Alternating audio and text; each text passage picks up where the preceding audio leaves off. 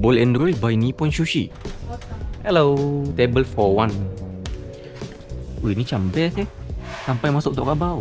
Bangkok menu. Yang ni Angus hotpot, pot station, Pak Krapau. Wow, hanya chicken boleh lah. Kangkung goreng, cakui. Hanoi menu. Boleh lah banh mi, crab stick, bingsu hijau, kopi, teh. Wih, nasi pulut boleh lah. Alright, thank you.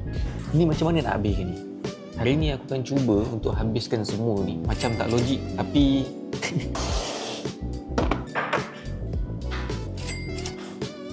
alright. Okay, thank you. Masuk je lah kau semua. Panbo tenderloin.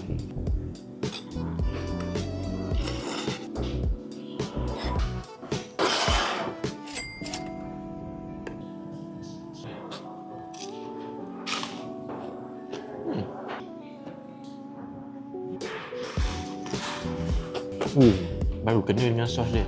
Okay, thank you. Nippon Sushi dia ada buka satu brand nama dia Bowl and Roll. Yang ni, yang menggabungkan makanan Thailand dengan Vietnam.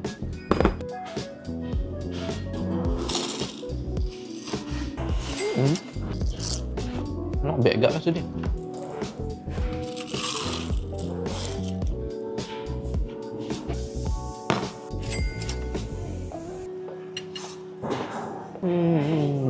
Portion besar.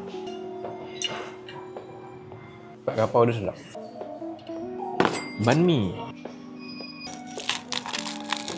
Masa aku pergi Vietnam hari tu, aku jumpa banh mi ni dekat tepi jalan banyak sangat. Kiranya ni snack lah kat sana.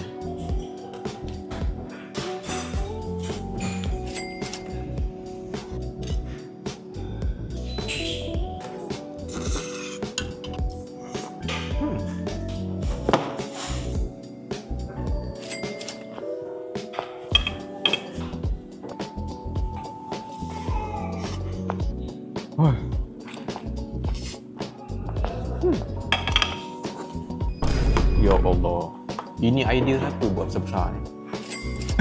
Tinggi tangan, babe. Okay, nice. Rasa cakui biasa. Sebelum ni beli yang anak-anak dia je. Ni bapak dia.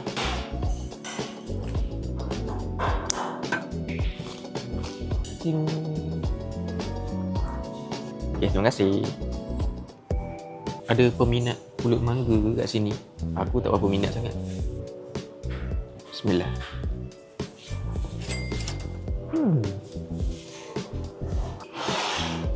Not bad ke? Sedap lah rupanya. Okay.